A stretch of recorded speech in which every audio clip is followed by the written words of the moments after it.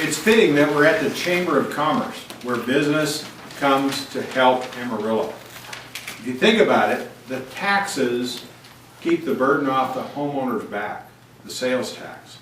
And so we're really excited to announce to you today that this year we'll collect $45,619,000 in sales tax. This is up 8.7% from last year.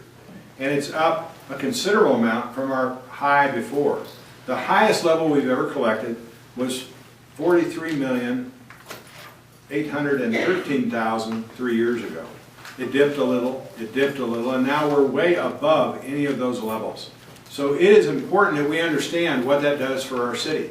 You know, people are going to decide in the next few days, as we go through this Thanksgiving period, about going out shopping or logging on. I will tell you, logging on really doesn't make it easier. It costs our city. And if you think about the things that have come from our sales tax, it provides us public safety, it improves our streets, it has been the money that's made the difference with Bell Helicopter being here, with the Economic Development Corporation. It is the lifeblood of our city, and it is off the backs of homeowners. We have a handout that you can see the numbers, see what's happened. But let me introduce Jared Atkinson, our city manager, who will go through some specific things that have made a difference in our city. Jared.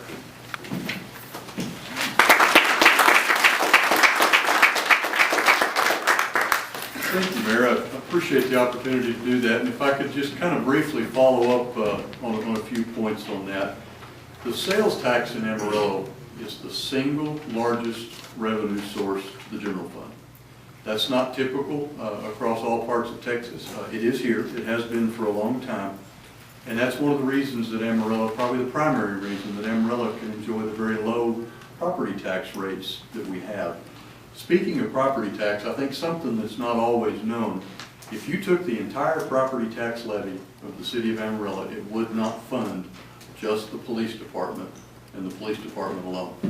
We have to have the sales tax. That's what makes it work for us. As you head into this holiday season, I'll leave you with a couple of points to consider about that.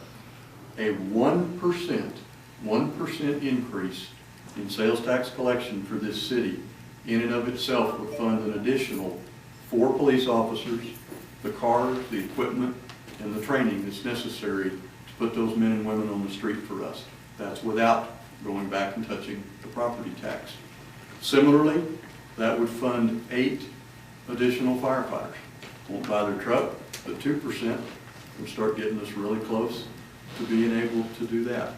So as you go this holiday season, please continue. The commerce of Amarillo is doing well. As you can see from the handout, the increase just over the last 2 years is really nothing short of phenomenal.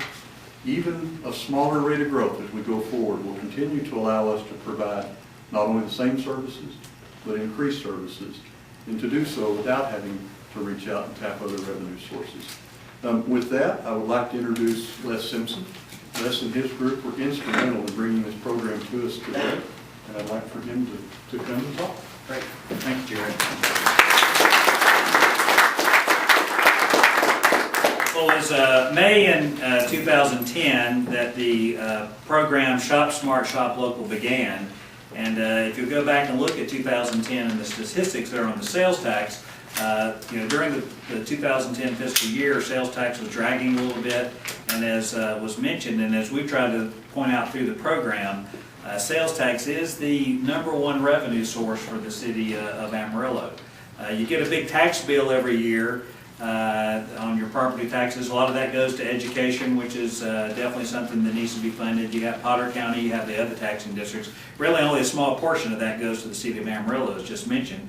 And kind of looking at the method of funding the city, the sales tax is really an area that we try to focus on.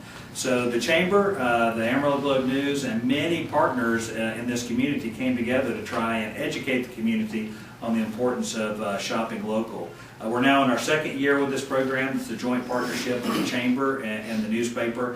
And this year we could not do this program without more than 40 local businesses. If you're with the Chamber or with the newspaper, if you're with one of those 40 local businesses, would you just raise your hand real quick? we appreciate the partners that have been part of this, because we would not have been able to do it without them coming to the aid of being able to do this program.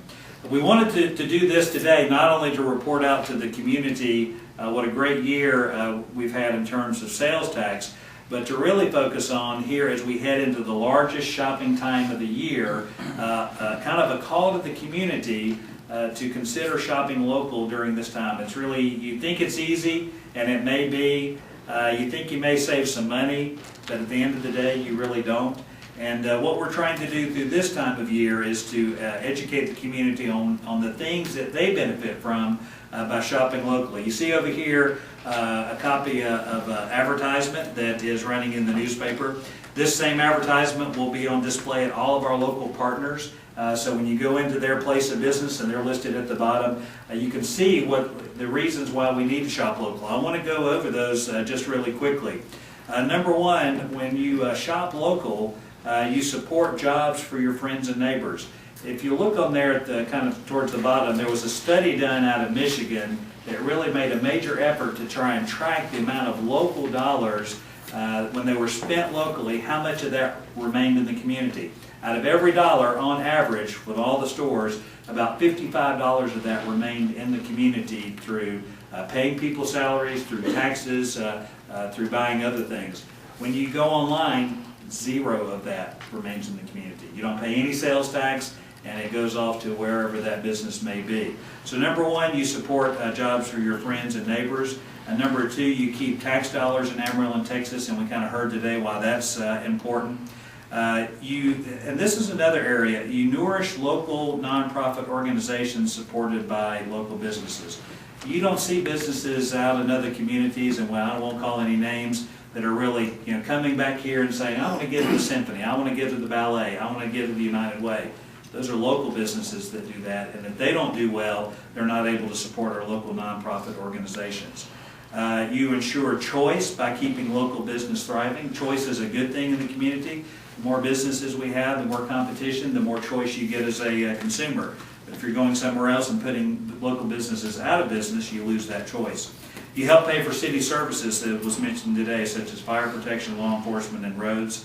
You help local suppliers who local businesses use. If you look at where the local business community goes to buy their supplies, a lot of times that is local.